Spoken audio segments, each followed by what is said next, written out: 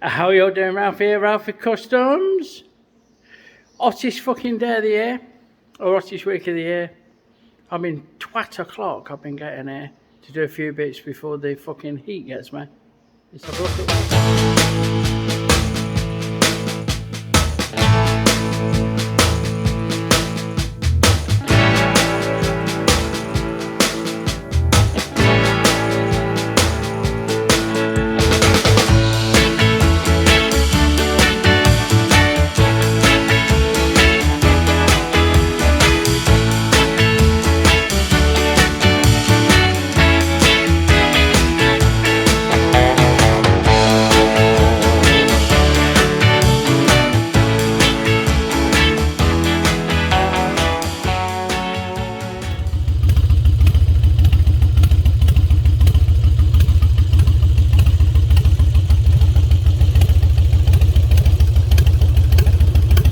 So we're on these grills still, bare grills. We're just filling the seats, filling the sides out, and I'll drill these little mounting cleats, 10mm clearance, that are going to be welded to the side. So what I've done is set one up in the old pillar drill, and then we've bolted the vise down, and put a stop, and locked the bed, and give myself a scribe line.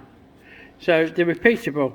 Mark one up, find the thing, put it in, set it up. I can now take that out and drill all the others. There's his friends, look, ready to be welded on. Easy. Okay, so yeah, I'm just going to spin you around. Going to mount the mud guards. I've got to trim this one up so it's the same as the other one, and then we've got to do some profiling, cutting out to fit on the stays. But we'll then drill through. Look, I've kept them safe on the lathe. We'll drill through and set these inserts in to take the bolts to mount them. So let's take those with me. There should be 8 of them, and there's 8 of them. There you go. Well done. Got it. Right. So we're going to use an array of power tools and air tools. Well, air tools are power tools, but I'm going to use the electric cutter offer and the air spinny rounder, and probably some air sandings to clean things up. So, yeah, it's next on the agenda.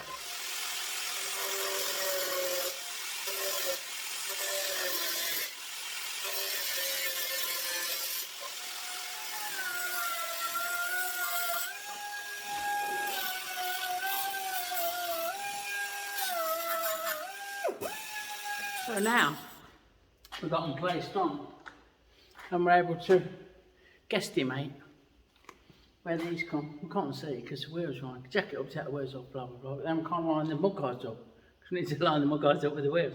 So we have a guesstimate, and then we use a little drill bit, use an 1/8 drill bit, and we'll just go through and touch on the underneath like that, and we'll adjust from there. There you go, see that one is 100 straight off. And that's a good one. That one needs to go up a bit because it's not in the middle of the tube. That's how we do it. And so once we get one in, we use these click temporary rivets, these panel holders. Yeah, and that'll grip that. And while we position it, and we can fuck about getting the other 3 holes in, do the same on the other side, and then we can drill it all through for the inserts. Right, so I made the inserts a while ago for this fender, to mount this fender, and what I've done, I've looked at them and I think they're a bit thick. I don't mean fucking stupid, I mean they're too tall here on the fat bit. Go grab another. I don't want this much poking out, I just want enough to weld. So we're back on the little Atlas, and I thought we'd do a bit of machining. Take a few cuts, you know, to take these down to size. Why not?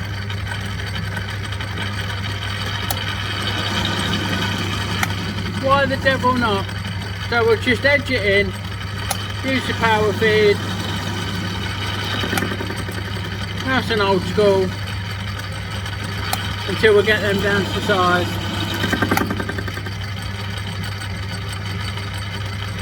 It's just starting to catch on the fucking. I'm gonna have to move this. Yeah. It just catch. I've got a carriage stop set that you can't see, but it's down there. And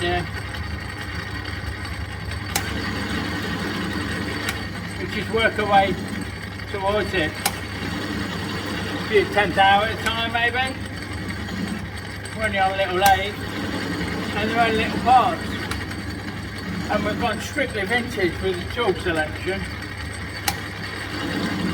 because it's fucking nice to use, to be fair. I like the carbide inserts. There's a video in my collection that shows the tools that I've got set up, or I had set up at the time, on my bigger Harrison lathe. And I've got quite a selection for this little lathe as well, but every now and again it's nice to just go old school and just use a nice little bit of tool steel in a traditional holder, and it certainly does that job nicely. So we've got those inserts tacked in place. Filled there was holes in this strut and there in the mudguard, look, see the wells. And this one's mounted. This one's mounted. Yeah. So get the other one bolted on. That's another job off the list. Next up, we've got to make something for the rear seat. Hold on a sec. Fucking Alexa, I'm gonna fucking wing it. I'm gonna launch it. I wonder if it'll fit in a fucking clay trap. We have the shotty on it. Anyway, I'm gonna make a framework now. It's gonna have to. It's either because the axle needs to be able to be removed as it is. It's all bolted together.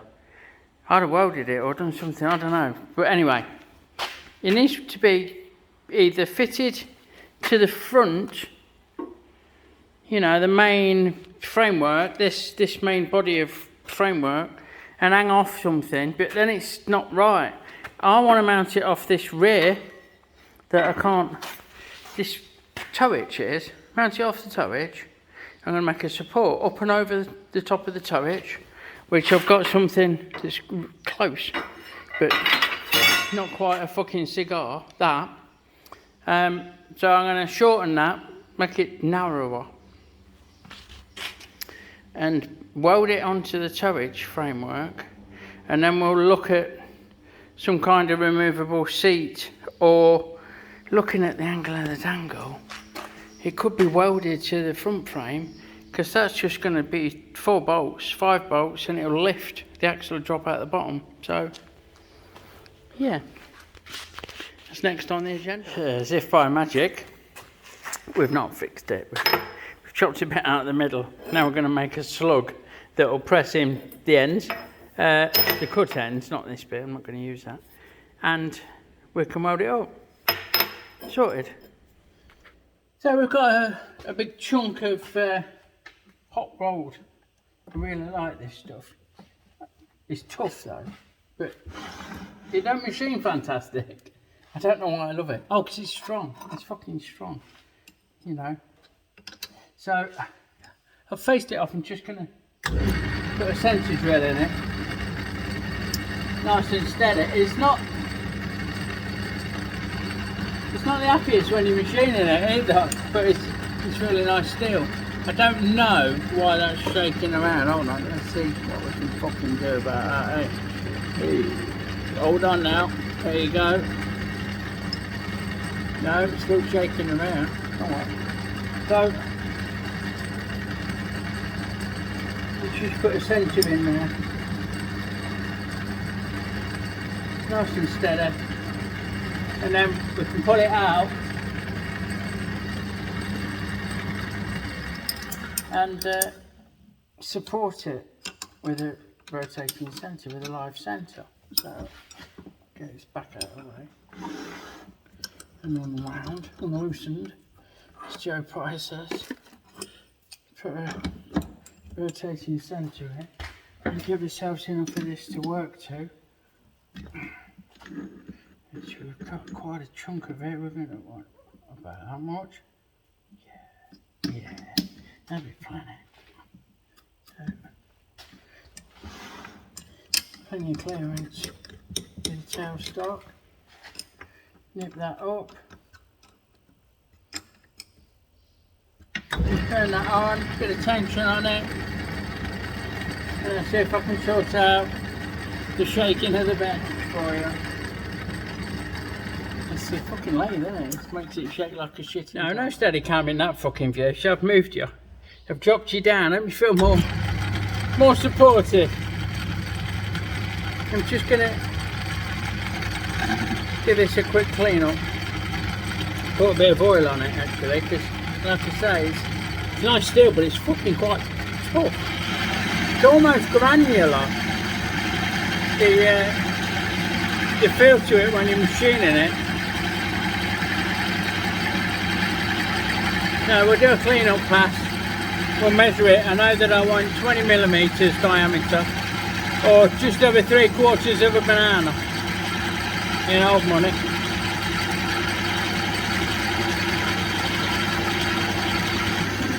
There we go, Captain. Have a look at that. Oh, we're not quite clean, but we're not over fussed. See what it actually measures. It actually measures 20.29 or 20.30. So we want 0.30. We're close there, weren't we? Which is just a fucking few thou. So we'll take a few thou. Doesn't matter if it's slightly under. Although we'd sooner than it wasn't, but it don't matter. Once it's all in and welded, like I say, it'll never, ever, ever be seen. It's the last chance saloon for this piece. The last time it'll ever be seen by man or beast. Look at the fucking camera shaking like a shitting dog. It's not great, is it? Oh well. Cinematography at its best, eh? We'll have that up to there. Wind that out. Turn that off. Give it a measure. And it measures just over like 2011. So another 1/10 of a mil, which is 4 thou. So a 2 thou cut. This don't really show 2 thou very clearly. Hey, let's go 2 thou. See what's what. So here it is set up. Little wee gap there with the solid slug in. We'll get that welded, and that loop will form the support for the rear seat.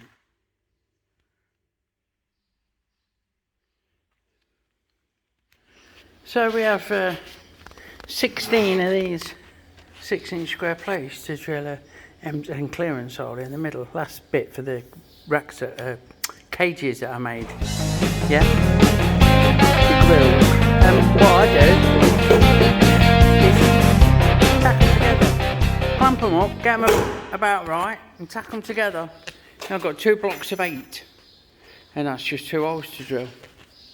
And then we just do a cross from corner to corner to find the centre, and try not to block the camera while we give ourselves a centre mark to work to. And then we just clamp them onto the bed of the pillar drill. I've got a little nut and stop, a little bolt on stop there. And we line that up, and we just steadily work our way through. Stack.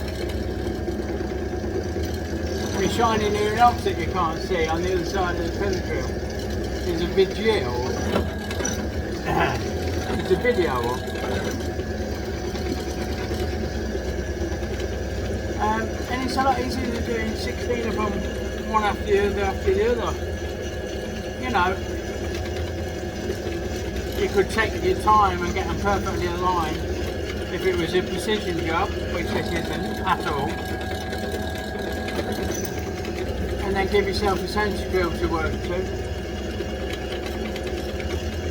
and so on and so forth. But we don't need to do that with this. We just tack together a stack of 8, crisscross the centre dot and drill away. And that's your lot really. Easy.